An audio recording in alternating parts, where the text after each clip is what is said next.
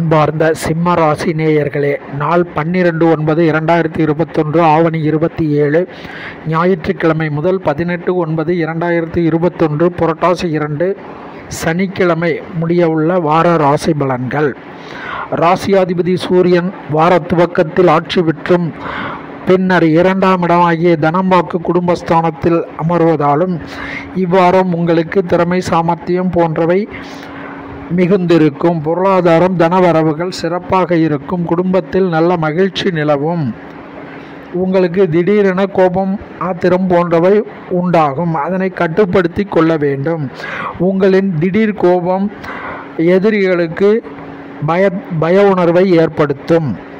3க்குரிய ஜெயஸ்தானாதிபதி ஆட்சி பெற்று இருப்பதால் புதிய முயற்சிகள் போன்றவற்றை நீங்கள் தாராளமாக மேற்கொள்ளலாம்.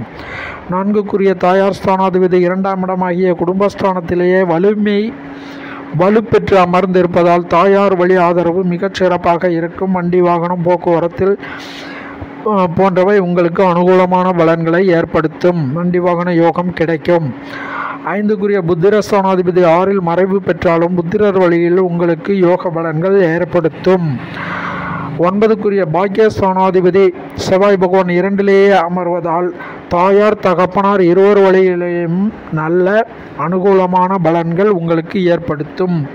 வாழ்க்கை துணைவர் வழியிலும் நல்ல அனுகூலமான பலன்கள். வாழ்க்கை துணைவர் நல்ல வலிமை பெற்று சிறப்பாக செயல்படக்கூடியவராக இருப்பார். வாழ்க்கை துணைவர் வழியிலும் உங்களுக்கு நல்ல அனுகூல பலன்கள் ஏற்படுத்தும்.